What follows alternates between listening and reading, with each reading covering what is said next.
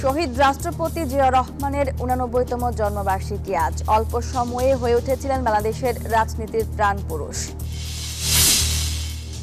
মত প্রকাশের স্বাধীনতা ও ভোটাধিকার নিশ্চিত করা গেলে গণতন্ত্র সুরক্ষিত হবে। জিয়া রহমানের জন্মবার্ষিকীর আলোচনায় তারেক রহমান।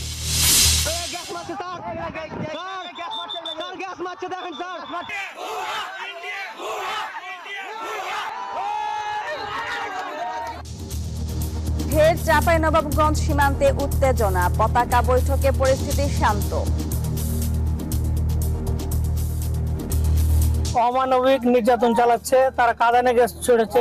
মসজিদে মাইকিংও করা হয়েছে এলাকাতে, যে আপনারা যেভাবে এই দেশটাকে রক্ষা করেন বা এলাকায় যাতে ক্ষতি না হয় এরকম। আমাদের সাথে জনগণ যারা ছিল সবাই সীমান্ত থেকে আমরা দূরে চলে আসছি, বাকিরাও চলে আসতেছে। সিচুয়েশন ইনশাআল্লাহ কন্ট্রোলের মধ্যে আছে আমাদের। বিএসএফ এর দুঃখ প্রকাশ। দুর্নীতির শ্বেতপত্র প্রকাশের পরও সরকারি উদ্যোগ না থাকায় হতাশা, অর্থনৈতিক অস্বস্তিতে সংস্কার বিমুখ মনোভাবের শঙ্কা। 10,000 কোটি টাকাতেও মেলেনি সফল, জলাবদ্ধতা প্রকল্পের অনিয়ম খতিয়ে দেখতে চট্টগ্রামের 4 উপদেষ্টা। কলকাতায় আলোচিত আরজি কর কাণ্ডে অস্থায়ী নিরাপত্তা কর্মী সঞ্জয় রায় দোষী সাব্যস্ত, সাজা ঘোষণা সোমবার। এবং সোহানের জাতীয় দলে ফেরার সম্ভাবনা দেখছেন নান্নু, পারিশ্রমিকের বিষয়টি দ্রুত সমাধান না হলে বিদেশির কাছে আস্থা হারাবে বিপিএল।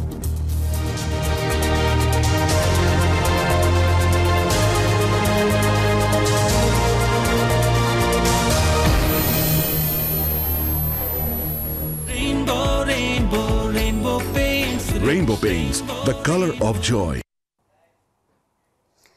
স্বাগত জানাচ্ছি নিউজ 24 সংবাদে। সঙ্গে আছে আমি মাহমুদা মনি। এতক্ষণ দেখছিলেন সংবাদ শিরোনাম। শব্দের আরেক নাম, একদম ইউনিক স্ট্রাকচারাল ডিজাইনের কসমিক ডোর। এর ওয়াল থিকনেস ও রিপ থিকনেস বেশি থাকা থেকে 50 বছরেরও বেশি। কসমিক ডোর, নিশ্চিন্তে 50 বছর। এবার বিস্তারিত। সততা, দক্ষতা ও যুগান্তকারী পদক্ষেপের মাধ্যমে অল্প সময়ে বাংলাদেশের রাজনীতির প্রাণপুরুষ হয়ে উঠেছিলেন শহীদ রাষ্ট্রপতি জিয়াউর রহমান। রাষ্ট্রপতির দায়িত্ব পেয়ে দেশের আমূল পরিবর্তন করেন তিনি। দেশের অর্থনৈতিক উন্নয়নে তার উদ্যোগ ছিল সব মহলে প্রশংসিত। তিনি জাতীয় ঐক্যের লক্ষ্যে প্রতিষ্ঠা করেছিলেন বাংলাদেশি জাতীয়তাবাদ, গণতান্ত্রিক বাংলাদেশ বিনির্মাণে ফিরিয়ে দিয়েছিলেন বহুদলীয় গণতন্ত্র। তার পররাষ্ট্রনীতি দেশের গণ্ডি পেরিয়ে আন্তর্জাতিক মহলেও সমাদৃত ছিল, যার ফলে বাংলাদেশকে তিনি বিশ্ব দরবারেও মর্যাদার আসনে অধিষ্ঠিত করেন। শহীদ রাষ্ট্রপতি জিয়াউর রহমানের রাজনৈতিক জীবন তুলে ধরছেন সাইফুল ইসলাম।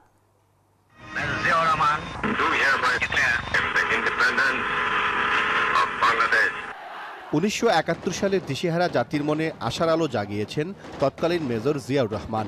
নিজের জীবন বাজি রেখে পাকিস্তান সেনাবাহিনীর বিরুদ্ধে বিদ্রোহ করেছেন, দিয়েছেন বাংলাদেশের ঐতিহাসিক স্বাধীনতার ঘোষণা।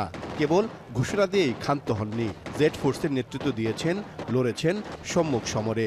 স্বাধীনতা যুদ্ধে বীরত্বপূর্ণ অবদানের জন্য অর্জন করেন বীরোত্তম উপাধি। এবং চট্টগ্রামে কালুরঘাট বেতার কেন্দ্র থেকে স্বাধীনতার ঘোষণা দেন। 75 পরবর্তী রাজনৈতিক সংকটেও দেশের হাল ধরেন জিয়াউর রহমান। 7 নভেম্বর সিপাহী জনতার বিপ্লবের মধ্য দিয়ে সবার মধ্যমণি হয়ে ওঠেন তিনি। পরবর্তীতে 1977 সালের 21 এপ্রিল বাংলাদেশের রাষ্ট্রপতি হন জিয়া।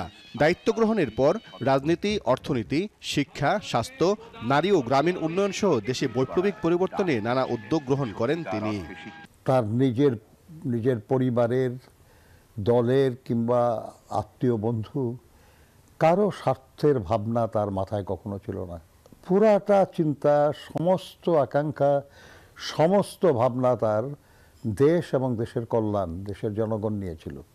1978 সালের 1 সেপ্টেম্বর নানা দলমতের মানুষকে নিয়ে বাংলাদেশ জাতীয়তাবাদী দল বিএনপির প্রতিষ্ঠা করেন জিয়াউর রহমান। কঠোর পরিশ্রম আর নতুন কর্মপরিকল্পনা দিয়ে সারা দেশে বিএনপিকে জনপ্রিয় করে তোলেন, বিভক্ত জাতিকে ঐক্যবদ্ধ করতে প্রবর্তন করেন বাংলাদেশি জাতীয়তাবাদ। জিয়াউর রহমান বাংলাদেশি জাতীয়তাবাদ অর্থাৎ আমাদের সম্পূর্ণ জাতিসত্তার পরিচয় তিনি দিয়েছেন, এটা গৃহীত এখন পর্যন্ত তাই রয়েছে। সাবেক রাষ্ট্রপতি জিয়াউর রহমানের সফল পররাষ্ট্রনীতির কারণে 1978 সালে জাপানকে হারিয়ে প্রথমবারের মতো জাতিসংঘ নিরাপত্তা পরিষদের অস্থায়ী সদস্য নির্বাচিত হয় বাংলাদেশ। একই বছর তিনি দক্ষিণ এশিয়ার দেশগুলোর সম্পর্ক উন্নয়নে সার্ক গঠনের উদ্যোগ নেন। 1981 সালে ইরাক ইরান যুদ্ধ বন্ধে পালন করেন মধ্যস্থতাকারীর ভূমিকা। ওআইসিতে বাংলাদেশের যে গুরুত্বপূর্ণ ভূমিকা, সার্ক গঠনে জিয়াউর রহমানের যে স্বপ্ন এবং চিন্তা, এই সব কিছু কিন্তু বাংলাদেশের একটা সুনির্দিষ্ট পরিচয় এবং ব্যক্তিত্ব সৃষ্টি করেছে। দেশমাতৃকার উন্নয়নে নিবেদিত প্রাণ জিয়াউর রহমান 21 পদক ও স্বাধীনতা পদক চালু করেন। তার আমলেই মহিলা পুলিশ গঠন করা হয়। জনশক্তি রপ্তানি, তৈরি পোশাক, হিমায়িত খাদ্য, হস্তশিল্প সহ সকল অপ্রচলিত পণ্যের রপ্তানির দ্বার উন্মোচন করেন তিনি। 1 নম্বর, খাদ্য উৎপাদন দ্বিগুণ করতে হবে। 2 নম্বর, সমস্ত রাস্তার দুই ধারে ফলের গাছ লাগাতে হবে। সব মিলিয়ে বলা যায় বাংলাদেশের ক্ষণজন্মা এক মানুষের নাম শহীদ রাষ্ট্রপতি জিয়াউর রহমান। সততা ও সাহসিকতার কারণে অতি অল্প দিনে জনগণের হৃদয় জয় করেছেন, হয়ে উঠেছেন গণমানুষের আস্থা, নির্ভরতার প্রতীক। আমরা বেঁচে থাকবার মতো বেঁচে থাকতে চাই। আমরা চাই শান্তি। 1981 সালের 30 মে চট্টগ্রাম সার্কিট হাউসে দেশি বিদেশি ষড়যন্ত্রে হত্যা করা হয় বাংলাদেশের সফল রাষ্ট্রপতি বিএনপি প্রতিষ্ঠাতা জিয়াউর রহমানকে। সাইফুল ইসলাম, নিউজ 24, ঢাকা। বিদ্রোহের ঘোষণায় গড়েছিলেন সশস্ত্র প্রতিরোধ। সেনা কর্মকর্তা থেকে হয়ে উঠেছিলেন বাংলাদেশের স্বাধীনতার পথ প্রদর্শক। বলছি বীর উত্তম মেজর জিয়াউর রহমানের কথা। মহান মুক্তিযুদ্ধে রণাঙ্গনে ছিলেন সম্মুখ সারিতে। অসীম বীরত্বে লিখেছিলেন যুদ্ধ জয়ের ইতিহাস, যার নেতৃত্বে গড়ে উঠেছিল বাংলাদেশ সেনাবাহিনীর প্রথম ব্রিগেড জেট ফোর্স। ওপেন জায়গায় ছিলাম, ট্রেঞ্চ করতে পারিনি, শত্রু উঁচু জায়গা থেকে আমাদের ভালোভাবে লক্ষ্যভেদ করতে পারছিল। ওই সময় বিমান আক্রমণের ফলে এবং আমাদের সৈনিকদের দৃঢ়তার ফলে আমরা সেই মুহূর্তে তাদেরকে পরাভূত করতে সক্ষম হই। ৭১-এর মহান মুক্তিযুদ্ধে এমন অনেক যুদ্ধের সাক্ষী এই বীর মুক্তিযোদ্ধা। মেজর জিয়াউর রহমানের নেতৃত্বে বুক চিতিয়ে লড়েছিলেন রণাঙ্গনে। ইস্ট বেঙ্গল রেজিমেন্ট এবং ইপিআর এর সৈনিকেরা বিদ্রোহ করে পাক বাহিনীকে রুখে দাঁড়িয়েছিলাম এবং হাজার হাজার ছাত্র যুবক আমাদের সাথে এসে যোগ দেয়। বর্বর পাক বাহিনীকে মোকাবেলা সহজ ছিল না, যার প্রেক্ষাপট তৈরি হয়েছিল ধারাবাহিকভাবে। চট্টগ্রাম বন্দরে অস্ত্র গোলাবারুদ খালাসের অপেক্ষায় পাকিস্তানি জাহাজ সোয়াত। পূর্ব পাকিস্তানে চলমান আন্দোলন দমাতে ক্যান্টনমেন্টেও চূড়ান্ত পদক্ষেপের কানাঘোষা। বিদ্রোহের প্রস্তুতি নিচ্ছিলেন সেনাবাহিনীর বাঙালি সদস্যরাও, যার নেতৃত্বে ছিলেন মেজর জিয়াউর রহমান। জিয়াউর রহমান সাহেবকে বললেন যে আমি পুরো ব্যাটালিয়ন এক জায়গায় করছি, আপনাকে হস্তান্তর করবো অফিসিয়ালি। সবাইকে ওখানে একত্রিত করলাম, প্রেডে দাঁড়ালো সবাই, তাকে অভিবাদন দিয়ে ব্যাটালিয়নের সমস্ত দায়িত্ব তৎকালীন মেজর জিয়ার উপর হস্তান্তর করা হলো। 25 মার্চ ঢাকায় ক্র্যাকডাউন শুরু করে পাকিস্তানি বাহিনী। চালানো হয় নির্বিচার গণহত্যা। সেদিনই জিয়াউর রহমানের নেতৃত্বে বিদ্রোহ ঘোষণা করে সেনাবাহিনীর বাঙালি সদস্যরা। সারা দেশে শুরু হয় ইপিআর, পুলিশ আর ছাত্র জনতার প্রতিরোধ যুদ্ধ। জিয়াউর রহমান সাহেবকে দায়িত্ব দিলেন সেকেন্ড লেফটেন্যান্ট শমশের মুবিনকে সাথে নিয়ে 16 শহর থেকে চট্টগ্রাম সেনানিবাস পর্যন্ত যতগুলি ব্যারিকেড আছে সব ব্যারিকেডগুলি উঠাই দেওয়ার জন্য। ওনারা ব্যারিকেড একটা উঠাচ্ছেন, দ্বিতীয়টা যাচ্ছেন, প্রথমটা আবার নিজের জায়গায় জনগণ প্রতিস্থাপন করছে। পাকিস্তানি বাহিনীর সাথে অসম এই যুদ্ধে সাহসের কেন্দ্র হয়ে উঠেছিলেন জিয়াউর রহমান, যার নেতৃত্বে গড়ে উঠেছিল বাংলাদেশ সেনাবাহিনীর প্রথম brigade jet force. East Bengal রেজিমেন্টের প্রথম, তৃতীয় এবং অষ্টম ব্যাটালিয়ন নিয়ে গড়ে তোলা হয় জেড ফোর্স। 9 মাস অত্যন্ত বীরত্বের সাথে এই জেড ফোর্স যুদ্ধ করেছে। মুক্তিযুদ্ধের সবচেয়ে বেশি সাহসিকতা পদক জিয়ার নেতৃত্বে এই জেড ফোর্স অর্জন করেছিল এবং জেড ফোর্সের শহীদদের সংখ্যাও সর্বাধিক। নেতৃত্ব আর সাহসের অসাধারণ মিশেলে একজন সামরিক কর্মকর্তা থেকে গোটা জাতির স্বাধীনতার কাণ্ডারি হয়েছিলেন জিয়াউর রহমান, যা এই বীর মুক্তিযোদ্ধাকে বাংলার ইতিহাসে রেখেছে অমর করে। সজল দাস, নিউজ 24, ঢাকা। এই যে আমার ব্যাংক আরএফএল গ্যাস স্টোভ এর সায়েন্টিফিক নজল আর ব্রাশ বার্নার তাপকে সমানভাবে ছড়িয়ে খরচ বাঁচায় 25%। আরএফএল গ্যাস স্টোভ নিরাপদ ও গ্যাস সাশ্রয়ী। 304 ফুড গ্রেড স্টেইনলেস স্টিলে তৈরি, যা নিশ্চিত করে জংবিহীন সিঙ্কের আজীবন নিশ্চয়তা। আরএফএল কিচেন সিঙ্ক, স্বাস্থ্যকর কিচেনের চিরস্থায়ী সমাধান। কালের সাক্ষী হয়ে দাঁড়িয়ে আছে শহীদ প্রেসিডেন্ট জিয়াউর রহমানের স্মৃতি বিজড়িত জন্মভূমির বাড়িটি। বগুড়ার বাগবাড়িতে এখানে শৈশব কৈশোর কেটাচ্ছে বিএনপি প্রতিষ্ঠাতার। তার স্মৃতি ধরে রাখতে আজও বাড়িটি ভাঙেনি কেউ। বাড়িটিকে ঐতিহাসিক জাদুঘর করার দাবি স্বজন ও স্থানীয়দের। বগুড়া থেকে আব্দুল সালাম বাবুর তথ্যচিত্র ডেস্ক রিপোর্ট। বগুড়ার গাবতলীর বাগবাড়ি গ্রামের কমল। গ্রামের কাদামাটি, জল ও জমির আইল ধরে বেড়ে ওঠা কিশোর কমল একদিন বাংলাদেশের শীর্ষ ব্যক্তিত্বে পরিণত হন। তিনি বিএনপির প্রতিষ্ঠাতা ও শহীদ প্রেসিডেন্ট জিয়াউর রহমান। বগুড়ায় তার বাড়িটি এখন কালের সাক্ষী। রাষ্ট্র ক্ষমতায় প্রধান ব্যক্তিত্ব হয়েও অতি সাধারণ ছিলেন জিয়াউর রহমান। 129 বছরের পুরনো বাড়িটিতে মিশে আছে তার স্মৃতিচিহ্ন। 1895 সালে 2 তলা পাকা বাড়ি নির্মাণ করেন জিয়াউর রহমানের পূর্বপুরুষেরা। বাড়ির ভিতরে পশ্চিম পাশে একটি দোতলা পাকা ঘর আছে। জিয়ার ব্যবহৃত খাট, ড্রেসিং টেবিল সহ কিছু আসবাব, আর কিছু আছে চট্টগ্রাম জাদুঘরে। বাড়ির সামনের অংশে বড় পরিসরে খোলা জায়গা, যেখানে পারিবারিক গোরস্থান। পূর্ব পাশের সরোবর খালটি কৃষি জমিতে সেচের জন্য নিজেই খনন করেন জিয়াউর রহমান। তার স্মৃতি ধরে রাখতেই বাড়িটি আর নতুনভাবে নির্মাণ করা হয়নি, তবে সংস্কার করা হয় প্রতি বছর। এই বাড়ি দেখতে আসেন দূর দূরান্তের অনেকে। জিয়াকে নিয়ে অজস্র স্মৃতির কথা জানালেন তার শতবর্ষী চাচা মুজিবুর রহমান। খালের মধ্যে সাঁতার কাটছি, কথাবার্তা কইছো। ওই যে পুকুর দেখলেন, ওই পুকুর আসলো নয়, হাটের নামাতে পুকুর, ওই র্যাঙ্কে সগলি সাইড হয়ে বসেছে, বসে সাঁতার কাটছে। মৃত্যু পর্যন্ত চেহারার কোনো পরিবর্তন আসে নাই, একই চেহারা আসলো। তরুণ প্রজন্ম জিয়াউর রহমানের আদর্শ বুকে ধারণ করে বলে জানান এলাকাবাসী ও জনপ্রতিনিধিরা। মানুষ হিসেবে, আদর্শ মানুষ হিসেবে তার চেহারা দেখা গেছে। মানুষের চেহারায় কিন্তু তার অন্তরের একটা আদর্শতা বোঝা যায়। সারা বাংলাদেশের তরুণদেরকে সুসংগঠিত করার জন্য এবং তাদেরকে অনুপ্রাণিত করার জন্য বিভিন্ন শিক্ষাভিত্তিক প্রোগ্রাম করেছিল। তাকে নাকি বাবা না সবাই তাকে কমল নামে ডাক। দেশপ্রেম ও সততায় জিয়াউর রহমান বিরল বলে জানান এই শিক্ষাবিদ ও গবেষক। সেই সময় একজন জিয়াউর রহমান প্রমাণ করে গেছেন যে সততার উপরে দাঁড়িয়ে থেকে দেশ পরিচালনা করলে প্রশংসিত হওয়া যায়। তিনি প্রশংসিত হচ্ছেন। বিশ্বের কোনো দেশে আরেকজন জিয়াউর রহমান খুঁজে পাওয়া কিন্তু বিরল। বাড়িটিকে আগামী প্রজন্মের জন্য ইতিহাস সমৃদ্ধ একটি জাদুঘর করার দাবি স্থানীয়দের। Desk report, news 24। বিজলি কেবলস যে কোনো স্থাপনার বৈদ্যুতিক সংযোগকে রাখে নিরাপদ। এর স্কিন কোটেড ইনসুলেশন সম্পূর্ণ ফায়ার রিটার্ডেন্ট, তাই বিজলি কেবলস নিজেই নিজেকে নেভায়। বিজলি কেবলস, নিরাপদ আজীবন।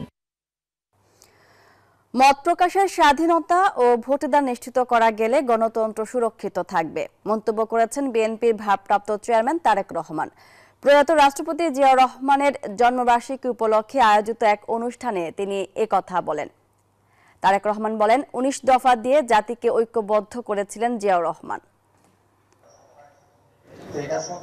বিএনপির প্রতিষ্ঠাতা ও প্রয়াত রাষ্ট্রপতি জিয়াউর রহমানের 89তম জন্মবার্ষিকী উপলক্ষে শনিবার বিকালে রাজধানীর মিন্টো রোডের শহীদ আবু সাইদ মিলনায়তনে এই অনুষ্ঠানের আয়োজন করা হয়। অনুষ্ঠানে ভার্চুয়াল মাধ্যমে যুক্ত হন জিয়াউর রহমান ফাউন্ডেশনের প্রতিষ্ঠাতা ও বিএনপির ভারপ্রাপ্ত চেয়ারম্যান তারেক রহমান ও তার স্ত্রী ডাক্তার জুবাইদা রহমান। জনতার অধিকারের অতন্ত্র প্রহরী তুমি। বারবার বিরোধী শক্তিরা দেশের গণতন্ত্র ধ্বংসের চেষ্টা করছে, তা প্রতিরোধের উপায় কি, এমন প্রশ্নের জবাব দেন বিএনপির ভারপ্রাপ্ত চেয়ারম্যান। মানুষের ভোট দানের ক্ষমতা থাকতেই হবে যে কোনো মূল্যে। 2, মানুষের কথা বলার অধিকার থাকতেই হবে, মত প্রকাশের অধিকার থাকতেই হবে। এই দুটোকে বাধাগ্রস্ত করা যাবে না। সকলে যদি আমরা দলমত নির্বিশেষে এই দুটোতে অন্তত একমত থাকি, তাহলে স্বৈরাচার মুক্ত একটা ব্যবস্থা আমরা ধীরে ধীরে গড়ে তুলতে। তারেক রহমান বলেন, সৈনিক, রাজনীতিবিদ, রাষ্ট্রপ্রধান সব পরিচয়েই সফল হয়েছিলেন সাবেক রাষ্ট্রপতি জিয়াউর রহমান। উনি যে আদর্শ দিয়েছেন, যে 19 দফা দিয়েছেন, সেগুলোর মাধ্যমে উনি মানুষকে ঐক্যবদ্ধ করার চেষ্টা করেছেন, জাতিকে বিভক্ত না করে। একটি দেশের মধ্যে বিভিন্ন ধরনের মানুষ থাকতেই পারেন, থাকাটাই স্বাভাবিক।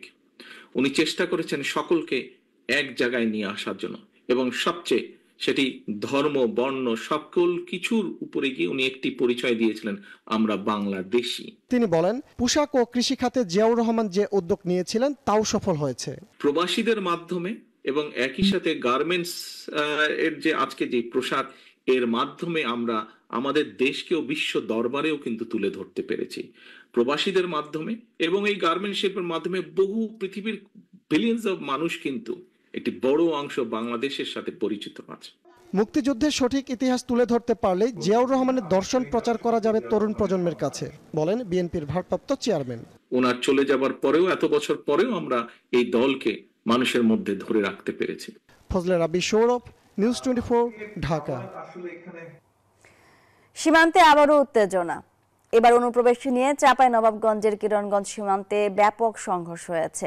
সংঘর্ষ চলে 4 ঘন্টা। দুই পক্ষে চলে ইটপাটকেল নিক্ষেপ, হাতবোমা নিক্ষেপ করে ভারতীয়রা। আহত হন 2 বাংলাদেশি।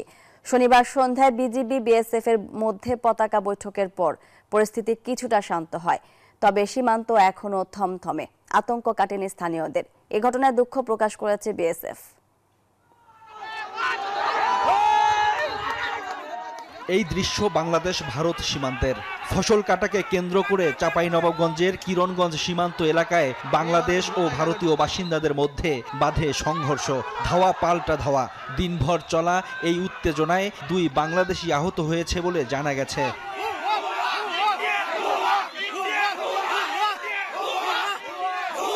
সীমান্তবর্তী বাংলাদেশিদের অভিযোগ, শনিবার দুপুরে বাংলাদেশি নাগরিকের লাগানো গম কাটতে থাকে ভারতীয়রা। বাধা দিলে বাড়ে উত্তেজনা। এক পর্যায়ে সংঘর্ষ শুরু হয়। সংঘর্ষ চলে 12টা থেকে বিকেল 4টা পর্যন্ত। ছড়িয়ে পড়ে চৌকা সীমান্তেও। স্থানীয়রা জানিয়েছেন, চৌকা সীমান্তের বাংলাদেশ প্রান্তে অনুপ্রবেশ করে ভারতীয়রা অন্তত 30টি আম গাছ এবং শতাধিক বড়ই গাছ কেটে ফেলে। অনেক করছে, সবকিছু কেটে ফেলে দিয়েছে। বইয়ের বাগান দেখেন, আমার গেটে একটা দাদার বইয়ের বাগান আছে, একটা চাচার বইয়ের বাগান আছে, মানে সব শেষ করে দিয়েছে। আমাদের যত গালা ছিল সব কেড়ে বিএসএফ আর পাবলিক সব ছিনে চলে গেছে। ইট পাটকেল সহ হাত বোমা নিক্ষেপ করে ভারতীয়রা। এ সময় 2 বাংলাদেশি আহত হন। পাল্টা জবাব দিতে প্রস্তুত হন বাংলাদেশের সীমান্তবাসীরাও। ভারতের পাবলিক বাংলাদেশে এসে বড় বাগান, আম গাছ, ফসল পানি সবকিছু নষ্ট করে দেয়। ভারতের বিএসএফ নিজের হাতে ইট পাটকেল গ্যাস বাংলাদেশের উপর নিরপেক্ষ করে। কখনো বাংলাদেশের মাটিতে তারাকে ঢুকতে দেবো না। আমরা যতটুকু রক্ত দিয়ে আমার দেশ স্বাধীন করেছি, এই দেশকে আমরা কখনোই ব্যবহৃত দিতে পারি, ভারতকে আমরা দেবো না। 1 ইঞ্চি মাটিও আমরা ছেড়ে দেবো না। পরিস্থিতি নিয়ন্ত্রণে আনার চেষ্টা করে 2 দেশের সীমান্তরক্ষী বাহিনীর সদস্যরা।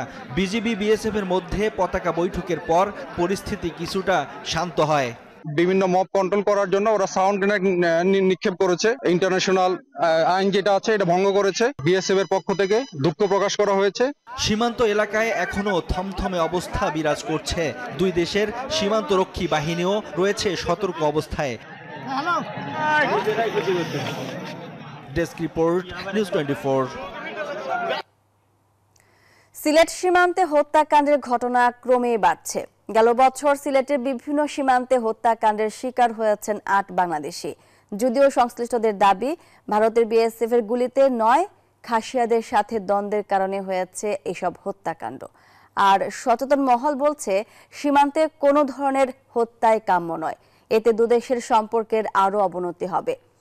সিলেট সীমান্ত নিয়ে নাজাত আহমদ পুরকায়স্থের 3 পর্বের প্রতিবেদনের আজ 2য় পর্ব। ছবি তুলেছেন সেলিম হাসান।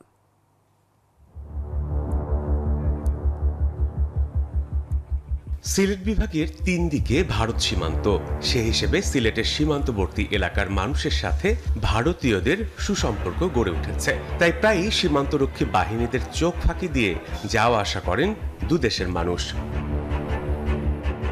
শুধু তাই নয়, সীমান্তের ওপারে ভারতীয় খাসিয়ারা শক্তিশালী নেটওয়ার্ক গড়ে তুলেছে, যাদের সহযোগী হিসেবে কাজ করছে কিছু বাংলাদেশি চোরাকারবারি। 2 পারের এই চোরাচালান চক্রের লোভের শিকার হচ্ছেন সীমান্তবর্তী হতদরিদ্র মানুষ। সচেতন মহলের মতে, চোরাকারবারি সিন্ডিকেটগুলোর অভ্যন্তরীণ দ্বন্দ্ব এবং আধিপত্য বিস্তার নিয়ে সীমান্ত এলাকায় এসব হত্যার ঘটনা বাড়ছে। এটা তো মানবতা বিরোধী অপরাধ।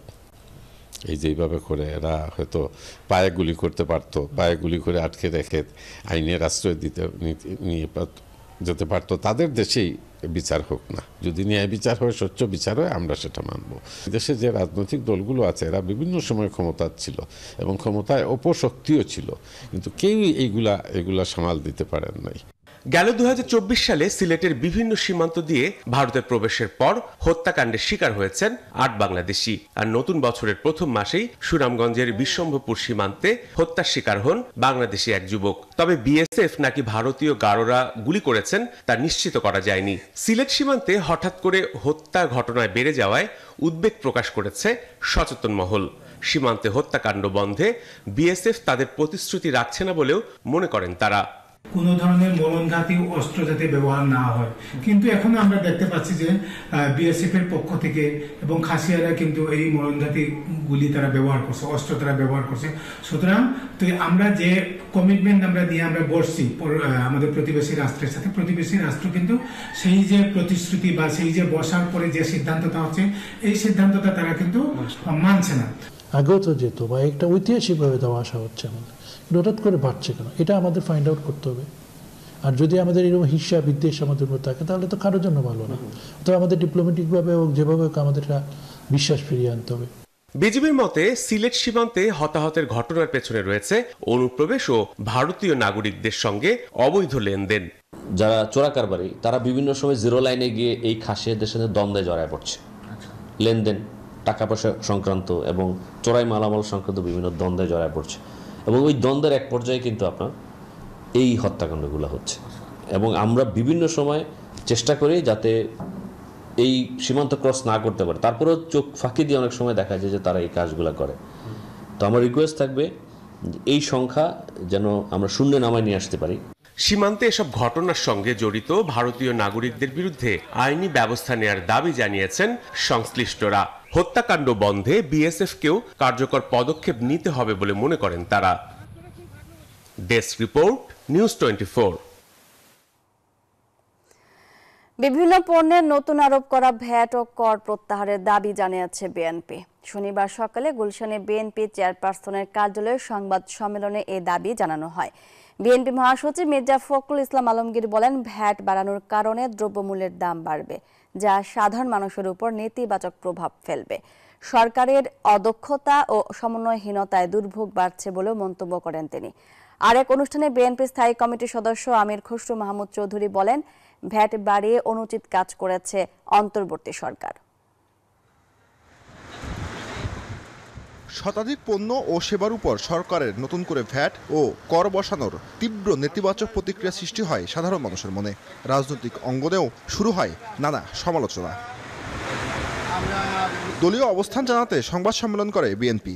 সাধারণ মানুষের কথা চিন্তা করে এ ভ্যাট ও কর প্রত্যাহারের দাবি জানান বিএনপির মহাসচিব মির্জা ফখরুল ইসলাম আলমগীর।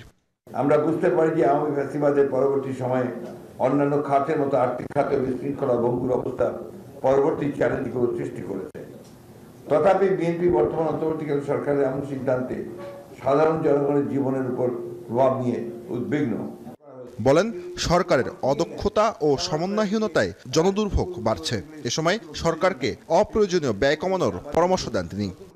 মর্গপাত্র তো কিছুটা ইনফ্লেশন বাড়াবে, কিন্তু সাধারণ মানুষের তাদের তো আপনার কোনো আয় বাড়ছে না, এটা একটা সমস্যা। তো এই বিষয়গুলোকে আপাতত আমার মনে হয় যে তাদের খুব বেশি প্রয়োজন ছিল না।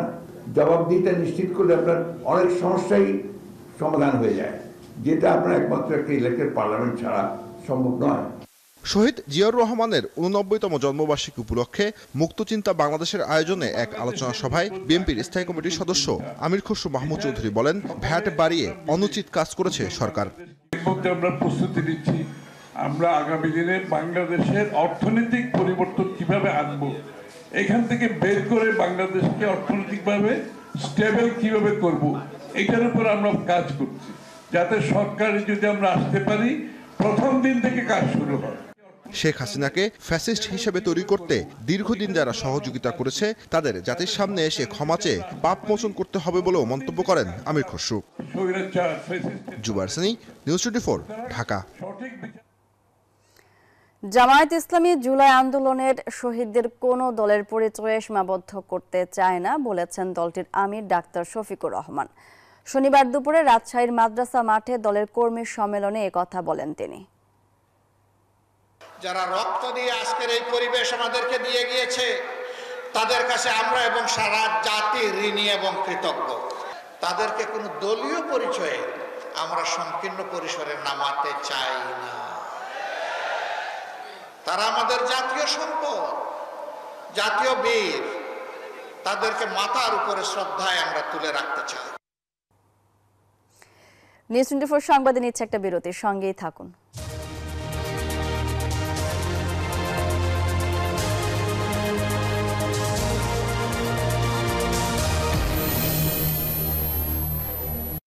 নুডলস খান নাই? তাহলে তো নুডলসই খান নাই। নুডলস খান নাই তো নুডলসই খান নাই।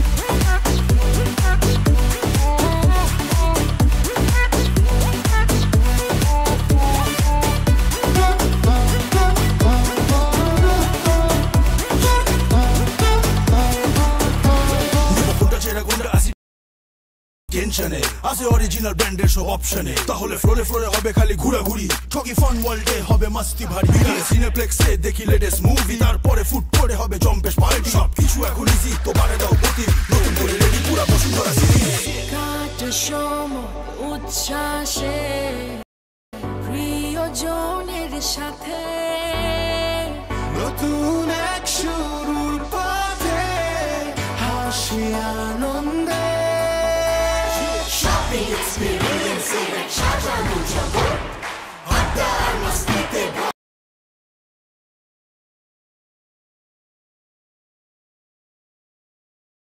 স্মৃতির সাগর, হারিয়ে যাও এখানে সময় ছাড়িয়ে, চলে আসো আজই এক্সাইটিং এই দুনিয়াতে।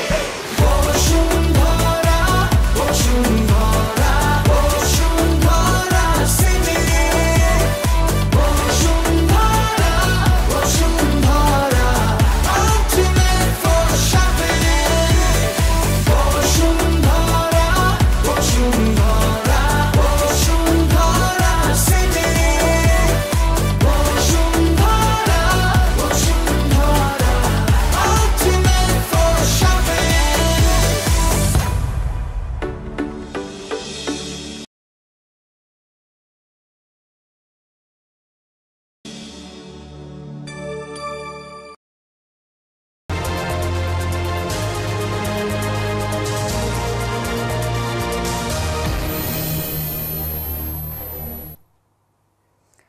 স্বাগত একবার নিউজ 24 সংবাদে।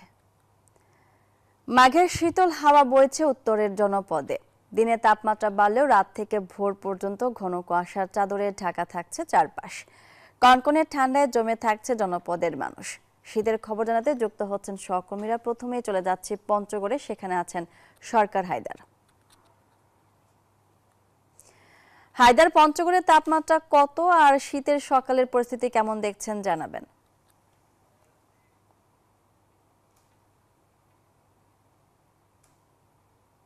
শুভ সকাল মনি।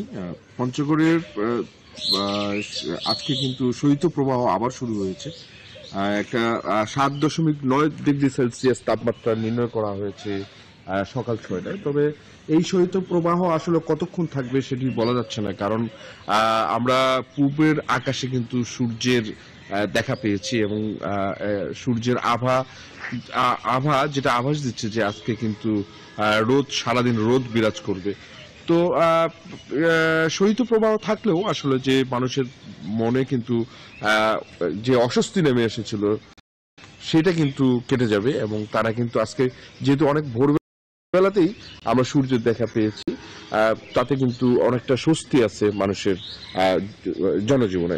তবে শীতের যে তীব্রতা, যেটা সন্ধ্যায় উপলব্ধি হয় এবং রাতের বেলা যে কনকনে ঠান্ডা, সেটা কিন্তু আসলে কমেনি এবং মৃদু শৈত্যপ্রবাহটা আসলে কতক্ষণ থাকবে। আমরা প্রতিদিন যে বিকাল 3টার দিকে যে তাপমাত্রার কথা আমরা জানি সাধারণত এই এলাকায়, সেটি কিন্তু 20 থেকে 22 ডিগ্রি সেলসিয়াসের মধ্যে উঠানামা করে এবং একটা কিন্তু স্বস্তি থাকে বিকেলের দিকে। কিন্তু গতকালকে যেমন ঘন কুয়াশা আচ্ছাদিত ছিল সবকিছু এবং সারাদিন কিন্তু সূর্যের খুব একটা তাপ আমরা অনুভব করতে পারিনি পঞ্চগড়বাসী। তো তখন কিন্তু মানুষের জীবনে একটা অস্বস্তি নেমে এসেছিল এবং তখন কিন্তু এই আশঙ্কাও আমাদেরকে জানিয়েছিল আবহাওয়া অফিস যে মৃদু এবং তীব্র এবং মাঝারি ধরনের শৈত্যপ্রবাহ কিন্তু এই জেলার উপর দিয়ে বয়ে যেতে পারে, যেহেতু এটা মাঘ মাসের শীত অনেকটা তীব্র হতে পারে। তো এখনো কিন্তু এরকমই একটা আভাস, এরকম একটা আশঙ্কার কথা জানিয়েছে আমাদেরকে আবহাওয়া অফিস। তো এই ছিল আমার কাছে সর্বশেষ। আমরা যাচ্ছি লালমনিরহাটে আমাদের সহকর্মী রবিউল হাসান অপেক্ষা করছেন। রবিউল হাসান।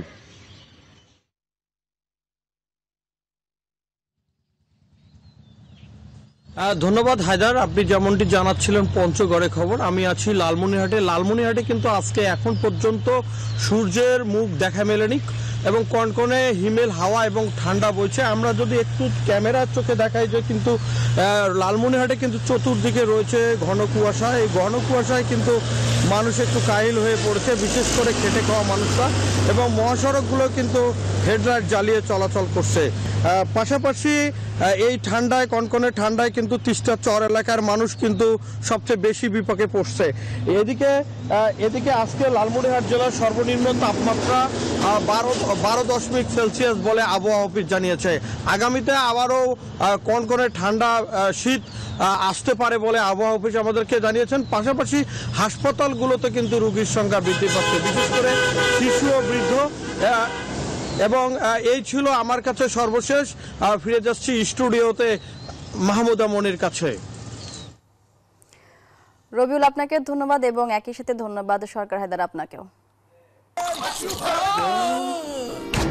আমি এই চেয়ারে বসবো না। বাচ্চু ভাই, এই চেয়ারকে ভয় পেও না। ডেন্টিস্টের পরামর্শ নাও নতুন কোলগেট অ্যাক্টিভ সোল, যা দাঁতের সমস্যা শুরু হওয়া মাত্রই থামিয়ে দেয়। না থাকবে ব্যথা, না থাকবে ভয়। শুধু নিষিদ্ধতে সীমাবদ্ধ থাকলেই হবে না, ছাত্রলীগের অপরাধের বিচার করতে হবে। আইনের আওতায় আনতে হবে পতিত সরকারের দোসরদেরও। মার্চ ফর জাস্টিস কর্মসূচি থেকে এমন দাবি জানিয়েছে ছাত্রদল। নেতাদের অভিযোগ, ন্যায় বিচার নিশ্চিতে গুরুত্ব না দিয়ে সংস্কারের কথা বলছে সরকার। শনিবার মার্চ ফর জাস্টিস কর্মসূচিতে ছাত্রদলের বিভিন্ন ইউনিটের নেতা কর্মীরা অংশ নেন। মার্চ ফর জাস্টিস, ন্যায় বিচারের দাবিতে জাতীয়তাবাদী ছাত্র দলের নতুন কর্মসূচি। নিষিদ্ধ সংগঠন ছাত্রলীগ সহ পতিত সরকারের দোসরদের বিচারের দাবিতে উত্তাল শাহবাগ ঢাকা বিশ্ববিদ্যালয় এলাকা। জুলাই আন্দোলনের শুরুর দিকে ঢাকা বিশ্ববিদ্যালয় ক্যাম্পাসে নিষিদ্ধ ছাত্রলীগের এই বর্বরোচিত হামলা সহ নানা অপকর্মের বিচার চান ছাত্রদল নেতারা। বলেন, সেদিন ছাত্রলীগের পাশবিক হামলায় স্তব্ধ ছিল পুরো দেশ। শনিবার সকাল 12টা থেকেই এই কর্মসূচিতে অংশগ্রহণ করতে ছাত্র দলের হাজারো নেতাকর্মী ভিড় জমায় রাজধানীর ইঞ্জিনিয়ারিং ইনস্টিটিউট সংলগ্ন সোহরাওয়ার্দীর গেটে, যেখানে নিষিদ্ধ এই সংগঠনটির তৈরি করা টর্চার সেলে শিক্ষার্থীদের নির্যাতন, চাঁদাবাজি ও জুলাই আন্দোলনে শিক্ষার্থীদের উপর গুলি করা সহ সকল অপরাধের বিচারের দাবিও তোলে ছাত্রদল। ছাত্রলীগ গত 16 বছরে ক্যাম্পাসগুলোতে হত্যা, ধর্ষণ, গুম, খুন, সন্ত্রাস, চাঁদাবাজি, টেন্ডারবাজি, ভর্তি বাণিজ্যের যে অপরাজনীতি করেছে, এর মাধ্যমে শিক্ষার্থীদের অধিকার খর্ব হয়েছে। আমরা সে সকল নির্যাতন, নিপীড়নের বিচার চাই। নেতাদের অভিযোগ, জুলাই আন্দোলনে ছাত্র জনতা হত্যাকারী দল আওয়ামী লীগ ও ছাত্রলীগের বিচার কাজ রেখে অন্তর্বর্তী সরকার অপ্রয়োজনীয় বিষয়ের দিকে মনোযোগ দিচ্ছে। ছাত্রলীগের কোনো শীর্ষ সন্ত্রাসীকে এখনো পর্যন্ত গ্রেপ্তার করতে পারেনি বা তারা দৃশ্যমান গ্রেপ্তার করার প্রক্রিয়া গ্রহণ করেছে, এরকম আমরা গণমাধ্যমে দেখিনি। বিভিন্ন শিক্ষা প্রতিষ্ঠানে যে আওয়ামী লীগের দোসররা রয়েছে, তাদের বিচারের দাবিতে আজকে আমরা ঐতিহাসিকভাবে আজকে আমাদের এই কর্মসূচি পালিত হবে। এই কর্মসূচিতে অংশ নেয় বিভিন্ন বিশ্ববিদ্যালয়, কলেজ সহ ঢাকা ও ঢাকার বাইরের ছাত্রদল ইউনিটগুলো। শাহবাগ থেকে টিএসসি হয়ে মিছিলটি পৌঁছায় কেন্দ্রীয় শহীদ মিনারে। কেবল শাহবাগ অতিক্রম করতেই মিছিলটি প্রায় 25 মিনিট সময় লাগে। কেন্দ্রীয় শহীদ মিনারে নিষিদ্ধ ছাত্রলীগের বিচারের দাবি জানায় ছাত্রদল নেতৃবৃন্দ। মার্চ ফর জাস্টিসের সমাপনী বক্তব্য দেন ছাত্রদলের কেন্দ্রীয় সভাপতি।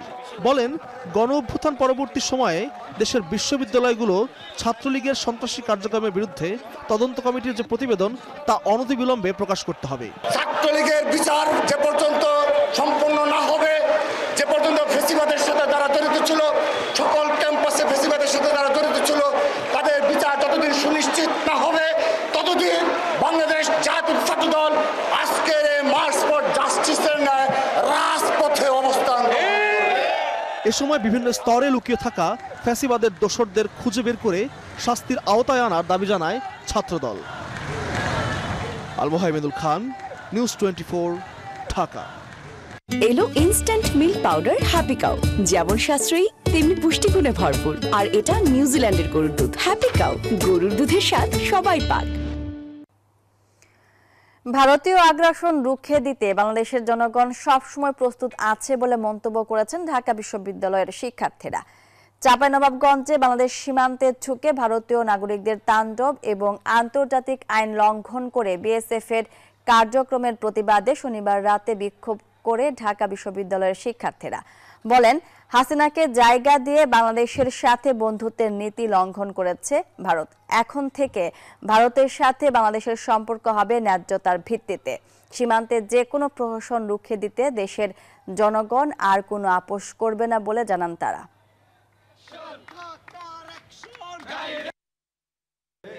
আপনারা যদি সীমান্তে কোন ধরনের বিশৃঙ্খলা কিংবা সহিংসতা করার চেষ্টা করেন, তাহলে বিজেপি সহ পুরো বাংলাদেশের জনগণ আপনাদের কিন্তু জবাব দিতে প্রস্তুত রয়েছে।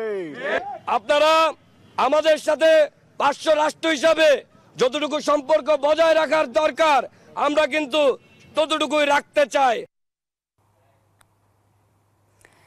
শ্বেতপত্র প্রকাশের 1.5 মাস পরও অর্থনৈতিক সংস্কার ও উত্তরণে সরকারের উদ্যোগে সন্তুষ্ট নয় অর্থনীতিবিদরা। বলছেন, অর্থনৈতিক অস্বস্তি ও অনিশ্চয়তা মানুষকে সংস্কার বিমুখ করে তুলতে পারে। আর ব্যবসায়ীদের অভিযোগ, আইএমএফ এর শর্ত মানতে গিয়ে ব্যবসায়ীদের কষ্ট বাড়াচ্ছে সরকার। শনিবার আগারগাঁওয়ে বিআইসিসি মিলনায়তনে শ্বেতপত্র প্রণয়ন কমিটি আয়োজিত সিম্পোজিয়ামে এসব বিষয় উঠে আসে। স্বৈরাচারী সরকারের সীমাহীন দুর্নীতির ভয়াবহ চিত্র উঠে আসে অর্থনীতির শ্বেতপত্রে, কিন্তু সেটি প্রকাশের 1.5 মাস পরও এ বিষয়ে সরকারের কোনো উদ্যোগ না থাকায় হতাশ শ্বেতপত্র প্রণয়ন কমিটি। গভর্নমেন্টের ইনিশিয়েটিভ কোথায় হোয়াইট পেপারকে অন করার এবং হোয়াইট পেপার নিয়ে ওয়াইড স্প্রেড ডিসকাশন করার মিনিস্ট্রি লেভেলে? আমাদের সেরকম কোনো কিছু দেখছি না। এই যে আমলারা, তাদের কিন্তু নতুন করে ফ্যাসিলিটি সেখানে চালু হচ্ছে, অথচ দরকার ছিল গত 15 বছরে যে আমলারা বাংলাদেশকে এভাবে রীতিমতো ধ্বংস করার পিছনে দায়ী, তাদেরকে ধরে ধরে জেলে ভরা দরকার ছিল। বাট আমরা এখনো পর্যন্ত সে ধরনের কোনো অ্যাক্টিভিটিস দেখছি না। সরকারকে তাগিদ দিতেই শনিবার তাই শ্বেতপত্র এবং অতঃপর শীর্ষক এই আয়োজন জাতীয় শ্বেতপত্র কমিটির। বক্তাদের অভিযোগ, আওয়ামী সরকারের দুর্নীতি ও স্বৈরাচারী হয়ে ওঠার পেছনে উন্নয়ন সংস্থাগুলোর দায় রয়েছে, অথচ তাদের প্রেসক্রিপশনে জনগণ ও ব্যবসায়ীদের উপর বাড়ানো হচ্ছে অর্থনৈতিক চাপ। আইএমএফ 3 বছরে যে পরিমাণ লোন দেয়, রেমিটেন্স যেটা আমরা আজকে শুনলাম, রেমিটেন্স তার থেকে 2 মাসের তার থেকে বেশি আসে, অথচ রেমিটেন্স যারা পাঠায় তারা গুরুত্ব নাই, অথচ আইএমএফ এর কথা শুনে জনগণের উপর একটা বোঝা চাপানো হচ্ছে। There are international prescriptions that do not work for Bangladesh. We have seen our energy advisors said push back against the energy price rise. Yes, it's right. এখন আমরা afford করতে পারবো না। Agree to the prescription, do not do it, take all the pills at the same time. এসব সংকট উত্তরণে সরকারের কাঙ্ক্ষিত উদ্যোগ না থাকায় গভীর উদ্বেগ প্রকাশ করেন অর্থনীতিবিদরা। আর এমন বাস্তবতা মানুষকে সংস্কার বিমুখ করে তুলতে পারে বলেও আশঙ্কা বক্তাদের। এই মুহূর্তে অর্থনৈতিক পরিস্থিতির স্থিতিশীলতা এবং প্রবৃদ্ধির ধারা, কর্মসংস্থান এবং দারিদ্র্য বিমোচনকে, সামাজিক সুরক্ষাকে যদি নিশ্চিত করতে না পারি, তাহলে আমরা যারা সংস্কারকে গতিশীল করতে চাই তারা কিন্তু ধৈর্য হারা হয়ে যাবে। সমস্যা সমাধানে সরকারকে ক্রমাগত চাপে রাখতে সুশীল সমাজের প্রতি আহ্বান জানান সরকারের প্রতিনিধিরা। At the end of the day, we need a stable, competent and honest government. And the only way that will happen is if you guys keep on pushing us to make sure that we actually draw something and then execute that. Fundamentally agree and embark on this reform agenda. Truly এই রেফারেন্সগুলো নিয়ে আমাদেরকে এটার উপরে discuss করে debate করে and then whatever that we agree এটাকে যত দ্রুত সম্ভব ইমপ্লিমেন্ট করা উচিত। অনুষ্ঠানে প্রত্যক্ষ কর আদায় বৃদ্ধি, শ্রম অধিকার নিশ্চিত করা এবং তথ্য উপাত্তের সঠিকতা নিশ্চিতে সরকারকে তাগিদ দিয়েছেন ইউরোপীয় ইউনিয়নের প্রতিনিধি। হোসাইন শাহাদাত, নিউজ 24, ঢাকা। চট্টগ্রামে জলাবদ্ধতা প্রকল্পের অনিয়ম খুঁজতে মহানগরীতে 3 উপদেষ্টা। প্রকল্পের কাজ পরিদর্শনে নেমেছেন উপদেষ্টা মোহাম্মদ ফাউজুল কবির খান, উপদেষ্টা সৈয়দা রিজওয়ানা হাসান ও উপদেষ্টা ফারুকী আজম। কাজে অনিয়ম হলে কোনো সংস্থাকে ছাড় দেওয়া হবে না জানালেন তারা। সিটি মেয়রও চান এই সমস্যার সমাধান হোক। চট্টগ্রাম থেকে নয়ন বড়ুয়া জয়ের রিপোর্টে বিস্তারিত। চট্টগ্রাম নগরবাসী দুঃখ জলাবদ্ধতা এই সমস্যার সমাধানে 2016 সাল থেকেই সিডিএ হাতে নেই জলাবদ্ধতা নিরসন প্রকল্প। তবে হাজার হাজার কোটি টাকার এই প্রকল্পে নগরবাসী কোনো সুফল না পাওয়ায় প্রধান উপদেষ্টার নির্দেশেই প্রকল্প পরিদর্শনে নেমেছেন 3 উপদেষ্টা। বেলা 3টা থেকে জামাল খান খাল, বারুইপাড়া খাল সহ বেশ কিছু খাল পরিদর্শন করেন বিদ্যুৎ জ্বালানি মন্ত্রণালয়ের উপদেষ্টা মোহাম্মদ ফাউজুল কবির খান এবং পরিবেশ বন ও জলবায়ু পরিবর্তন মন্ত্রণালয় ও পানি সম্পদ মন্ত্রণালয়ের উপদেষ্টা সৈয়দা রিজওয়ানা হাসান, মুক্তিযোদ্ধা বিষয়ক উপদেষ্টা ফারুকী আজমও। পরিদর্শন শেষে বিদ্যুৎ জ্বালানি মন্ত্রণালয়ের উপদেষ্টা বলেন, এই গুরুত্বপূর্ণ প্রকল্প বাস্তবায়নে কোনো সংস্থাকে ছাড় দেওয়া হবে না। কালকে আমরা সবার সঙ্গে সার্কিট হাউসে আমরা বসবো, তো সেখানে আমরা একটা কর্ম পরিকল্পনা স্থির করব।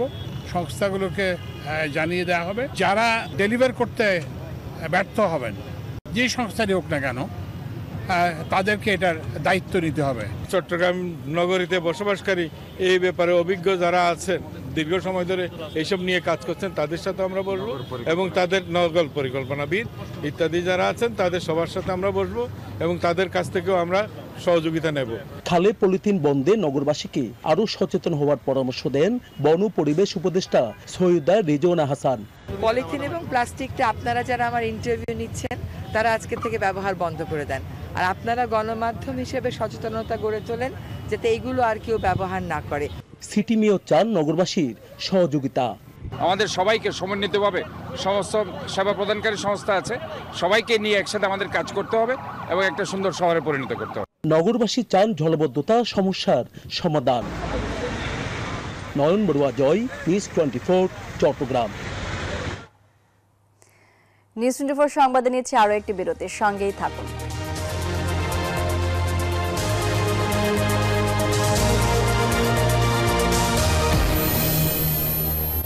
নুডলস খান নাই? তাহলে তো নুডলসই খান নাই। নুডলস খান নাই তো নুডলসই খান নাই।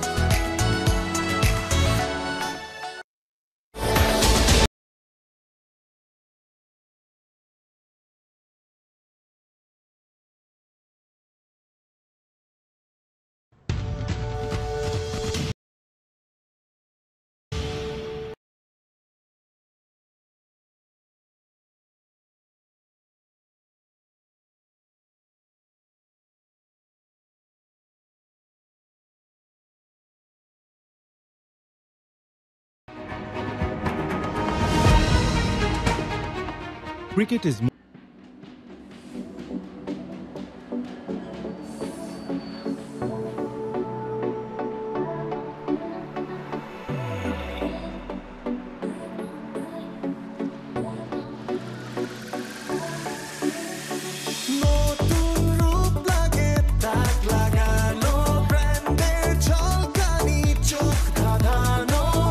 More organized shopping, yeah.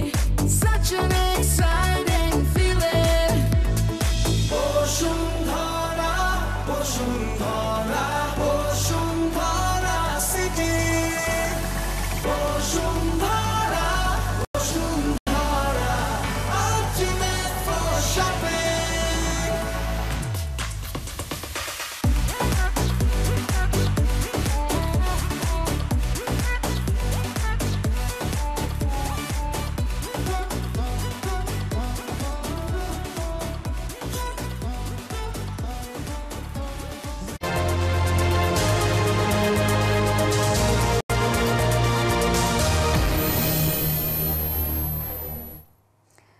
স্বাগত একবার নিউজ 24 সংবাদে। এবার জানাবো অর্থ বাণিজ্য সংবাদ।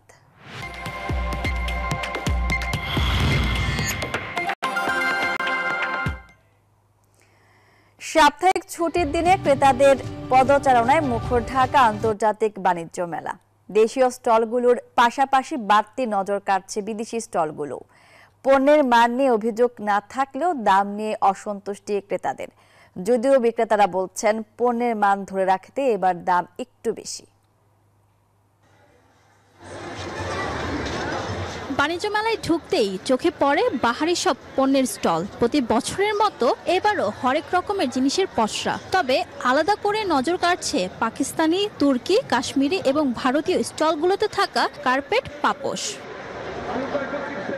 ঐতিহ্যবাহী কার্পেটের নিখুঁত কাজ, বাহারি নকশা নজর কাটছে দর্শনার্থীদের। অনলাইনের যুগে সবকিছুই হাতের নাগালে পাওয়া গেলেও বাহারি এই পণ্যের ক্ষেত্রে ক্রেতাদের প্রথম পছন্দ যেন বাণিজ্য মেলা। অনলাইনে আমার কাছে মনে হচ্ছে একটু খোঁজাখুঁজি করতে হয়, সেই তুলনায় বাণিজ্য মেলায় কিছুটা ইউনিক কালেকশন পাওয়া যায়। ইরানিয়ান স্টল, টার্কিশ কার্পেট, তারপরে হচ্ছে শাল পাকিস্তানি স্টল থেকে। তো প্রতি বছরই আসা হয়, বাট এবছর মনে হচ্ছে দামটা একটু বেশি। ট্রেড সেন্টারে যে এর আগে যতবার আসছি তার থেকে এবার কালেকশন ভালো। हमारे पास सभी वैरायटी के कारपेट हैं, ईरानी कारपेट भी है, इंडियन कारपेट भी है, तुर्की कारपेट भी है, डिफरेंट क्वालिटी, डिफरेंट प्राइस। পণ্যের গুণগত মান নিয়ে অভিযোগ না থাকলেও দাম নিয়ে কিছুটা অসন্তোষ ক্রেতাদের, তাই স্টলগুলোতে ঘোরাঘুরি করলেও না কিনে ফিরছেন অনেকে, যদিও বিক্রেতারা বলছেন পণ্যের মান ধরে রাখতেই এবার দাম কিছুটা বেশি। টার্কিশ কার্পেটের রিজনেবল একটু বেশি, এজন্য অনেকে এসে ঘুরে যায়, আবার অনেকে নিচ্ছে। তার একটু কস্টিং বেশি পড়ছে, কারণ এখানে তাদের আসা যাওয়া একটা ব্যাপার রয়েছে। আমার কাছে একটু প্রাইস বেশি মনে হচ্ছে, আর একটু কম প্রাইস হলে আমার মনে হয় লোকজন কিনে একটু সুবিধা হতো। অনলাইনের যুগেও রুচিশীল পণ্যের তালিকায় ক্রেতাদের প্রথম পছন্দ বাণিজ্য মেলা, তাই ঐতিহ্য ধরে রাখতে দেশীয় স্টলের ভিড়েও বাহারি পণ্যের পসরা বিদেশি স্টলগুলোতেও। তবে বাড়তি দামে ভারী জিনিস কিনতে মনোযোগ নেই ক্রেতাদের। ফারজানা রিয়া, নিউজ 24, ঢাকা। এবার আন্তর্জাতিক সংবাদ। 162 দিনের অপেক্ষার পর অবশেষে কলকাতার আরজিকর মামলার রায় ঘোষণা হলো।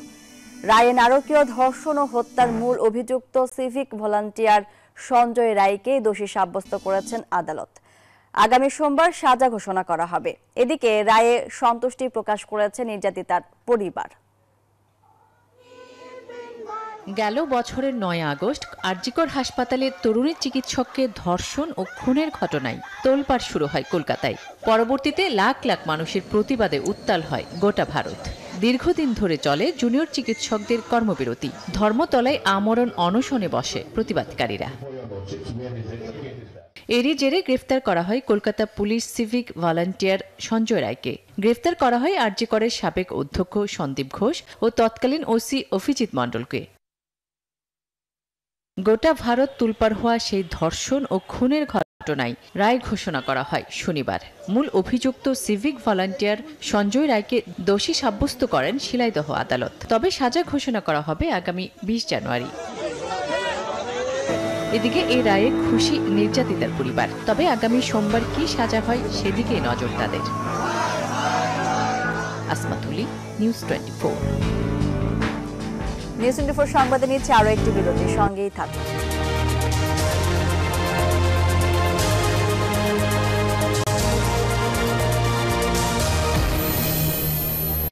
নুডলস খান নাই?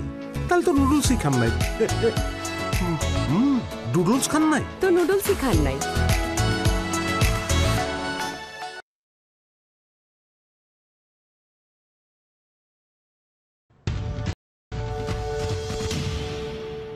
মা, বাসায় চল। রেগে আছো কেন? চুলগুলো তো নষ্ট করেছিস। সারপ্রাইজ!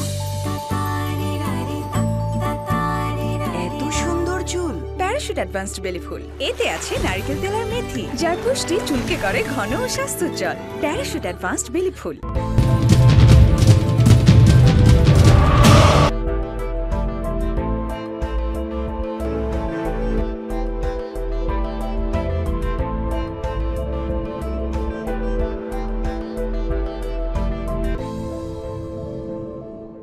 বৌমা, বেশি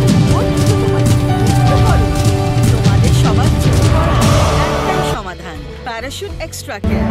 বিশুদ্ধ নারকেল তেল, আমলা, অ্যালোভেরা ও মেথির সমন্বয়ে তৈরি প্যারাশুট অ্যাডভান্স এক্সট্রা কেয়ার। এর এক্সট্রা পাওয়ার চিরুনির সাহায্যে তেল চুলের গোড়ায় পৌঁছে চুল পড়া কমায়। প্যারাশুট এক্সট্রা কেয়ার কাজ করবেই করবে।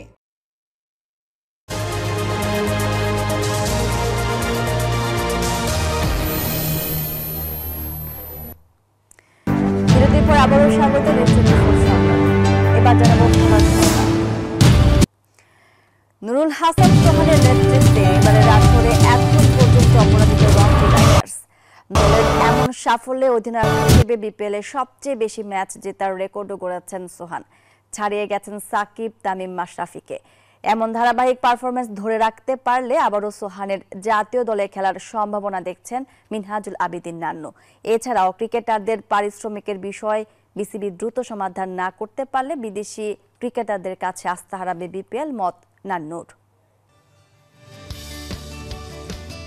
রংপুর রাইডার্স যেন এক অপ্রতিরোধ্য দল, একের পর এক ম্যাচ জিতেই চলেছে তারা। গ্লোবাল সুপার লিগ ও বিপিএল মিলিয়ে টানা 11 ম্যাচ জিতে কুমিল্লা ভিক্টোরিয়ান্সের টানা জয়ের রেকর্ড স্পর্শ করেছে রংপুর রাইডার্স। নুরুল হাসান সোহানের নেতৃত্বে এবারের আসরে এখন পর্যন্ত অপরাজিত আছে রংপুর। দলের এমন সাফল্যে নতুন রেকর্ডও গড়েছেন অধিনায়ক সোহান। এখন পর্যন্ত সব মিলিয়ে বিপিএলে 35 ম্যাচে নেতৃত্ব দিয়েছেন তিনি। এর মাঝে জয় পেয়েছেন 26 ম্যাচে, জয়ের হার 74.28। অধিনায়ক হিসেবে বিপিএল এর ইতিহাসে সবচেয়ে বেশি ম্যাচ জয়ের হিসাবে সাকিব, তামিম, মাশরাফিকে ছাড়িয়ে গেছেন সোহান। এমন ধারাবাহিক পারফরম্যান্স ধরে রাখতে পারলে আবারও সোহানের জাতীয় দলে খেলার সম্ভাবনা দেখছেন মিনহাজুল আবিদিন নান্নু। সোহান তো ট্রিমেন্ডাস ক্রিকেটার, ওকে কিন্তু আমি যখন আন্ডার-19 হেড কোচ ছিলাম তখন আমার আন্ডারই ছিল, তখন থেকে আমি ওকে ভালো করেই জানি যে ট্রিমেন্ডাস ফাইটার ক্রিকেটার। এবং এবার বিপিএলে ওর নেতৃত্বে রংপুর যথেষ্ট ভালো ক্রিকেট খেলছে এবং প্রতিটা ম্যাচেই কিন্তু ট্রিমেন্ডাস হ্যান্ডলিং করছে দলকে। তো এবার কন্টিনিউ এই প্রসেসে থাকলে ওর ক্যারিয়ারের জন্য যথেষ্ট ভালো। এবং ওকে কিন্তু আমরা যখন সিলেকশন প্যানেলে ছিলাম তখন কিন্তু চিন্তাভাবনা করে বিসিবিকে আমরা তখন কিন্তু কমিটিকে সাজেস্ট করে কিন্তু অধিনায়কও করা হয়েছিল টি-20-তে। বিপিএলে ক্রিকেটারদের পারিশ্রমিক নিয়ে ফ্র্যাঞ্চাইজির সঙ্গে ঝামেলা অনেক পুরনো সমস্যা, যে সমস্যার সমাধান এবারও করতে পারেনি বিসিবি। দ্রুতই এসব সমস্যার সমাধান করতে না পারলে বিদেশি ক্রিকেটারদের কাছে আস্থা হারাবে বিপিএল, মনে করেন নান্নু। অবশ্যই ব্যাড ইমপ্রেশন হবে, এটা কারণ কি আপনার ফ্র্যাঞ্চাইজি মালিকগুলিকে এটা নিয়ে কিন্তু বিসিবিরও দেখা উচিত ছিল যে প্রথম থেকে যে কী ধরনের ফ্র্যাঞ্চাইজি এরা, মালিকের স্ট্যান্ডার্ডটা কতটুকু। কারণ এইভাবে একটা টুর্নামেন্ট 6টা ম্যাচ শেষ হওয়ার পরে আপনার পারিশ্রমিকের কোনো দিক নির্দেশনা নেই, খেলোয়াড়দের মধ্যে প্র্যাকটিস বর্জন করা, এগুলি কিন্তু একটা বাজে একটা ধারণা একটা সৃষ্টি হয়ে যায়। এছাড়াও বিপিএলে ক্রিকেটার ও খেলার মান উন্নয়নে 7 দলের পরিবর্তে প্রয়োজনে 6 দল নিয়ে টুর্নামেন্ট আয়োজন করার কথাও জানান তিনি। আল মাহমুদ ফাহিম, নিউজ 24। ঢাকার ক্লাব ক্রিকেট নিয়ে জটিলতা বাড়ছে। সংস্কারের নামে ঢাকার ক্লাব ক্রিকেট থেকে পরিচালক ও কাউন্সিলরদের সংখ্যা কমানো নিয়ে চাপে বিসিবি। এরই মধ্যে প্রথম বিভাগ ক্রিকেটের ট্রফি উন্মোচন বয়কট করেছে ক্লাবগুলো। সমাধান না হওয়া পর্যন্ত ঢাকায় অনুষ্ঠেয় ডিপিএল প্রথম, দ্বিতীয় ও তৃতীয় বিভাগের খেলাও বয়কটের ডাক দিয়েছেন ক্লাব কর্তারা। সাথে বিসিবি পরিচালক নাজমুল আবিদিন ফাহিমের পদত্যাগ দাবি করেছেন তারা। জুলাই আগস্টে বৈষম্য বিরোধী ছাত্র আন্দোলন পরবর্তী সময়ে পরিবর্তনের ধারাবাহিকতায় পরিবর্তন এসেছে বিসিবিতেও। নতুন সভাপতি হিসেবে দায়িত্ব নেওয়ার পর ফারুক আহমেদ বলেছিলেন, বিসিবির গঠনতন্ত্র সংশোধন করাও তাদের অন্যতম একটি লক্ষ্য। বিসিবির গঠনতন্ত্র সংশোধনের জন্য এরই মধ্যে 5 সদস্য বিশিষ্ট একটি কমিটি গঠন করা হয়েছে, যে কমিটির চেয়ারম্যান বিসিবির পরিচালক হয়ে আসা নাজমুল আবিদিন ফাহিম। বাকি 4 সদস্যের কেউই ক্রিকেট সংশ্লিষ্ট নন। তবে গঠনতন্ত্র সংশোধনের প্রস্তাবে যে বিষয়গুলো তুলে আনা হয়েছে তা নিয়ে একজোট হয়ে প্রতিবাদ জানিয়েছিল ঢাকার ক্লাব ক্রিকেটের সংগঠকরা। তাদের দাবি ছিল সংশোধনী প্রস্তাবগুলো বাতিল করতে হবে। তবে এখন পর্যন্ত সেটি না হওয়ায় এবার প্রথম বিভাগ ক্রিকেটের ট্রফি উন্মোচন ও টুর্নামেন্টকে বয়কটের ডাক দিলেন ঢাকার ক্লাবগুলোর প্রতিনিধিরা। আমাদের দাবিটা যে স্পষ্ট, দাবির মান না পর্যন্ত আমরা খেলবো না। লিগটা আমরা ক্লাবদেরকে নিয়েই করি, ক্লাবদেরকে বাদ দিয়ে তো লিগ চালানোর কোনো সুযোগ নেই। সো তারা তাদের যে কনসার্ন রেজ করেছে এটা বোর্ড কনসিডার করছেন বা বোর্ড প্রেসিডেন্ট নিজে এটার মধ্যে ইনভলভ হয়েছেন। সো আমরা এটা নিয়ে আমি ব্যক্তিগতভাবে কোনো কমেন্ট করতে রাজি না। আমাদের দায়িত্ব হচ্ছে যত তাড়াতাড়ি সম্ভব লিগটাকে শুরু করে দেওয়া। বিসিবি পরিচালক নাজমুল আবিদিন ফাহিমের পদত্যাগ এবং নতুন কমিটি বিলুপ্তির পাশাপাশি বেশ কিছু দাবি উপস্থাপন করে তারা। যে কমিটিটা করা হয়েছে সেটাকে বাতিল করতে হবে এবং পাশাপাশি আমাদের এখন দুই একজন দাবি করেছে যে এই যে গঠনতন্ত্র অ্যামেন্ডমেন্ট কমিটির যে প্রধান ওনারও পদত্যাগ দাবি করা হয়েছে। এছাড়াও যতদিন পর্যন্ত সংকট শেষ না হচ্ছে ততদিন পর্যন্ত সব খেলা বয়কটের কথাও জানান তারা। বিসিবি সভাপতি দ্রুত সমাধান দিলে পরবর্তী পদক্ষেপ নেবে ক্লাবগুলো। আল মাহমুদ ফাহিম, নিউজ 24। আর এই ছিল নিউজ 24 সংবাদে। ধন্যবাদ সবাইকে।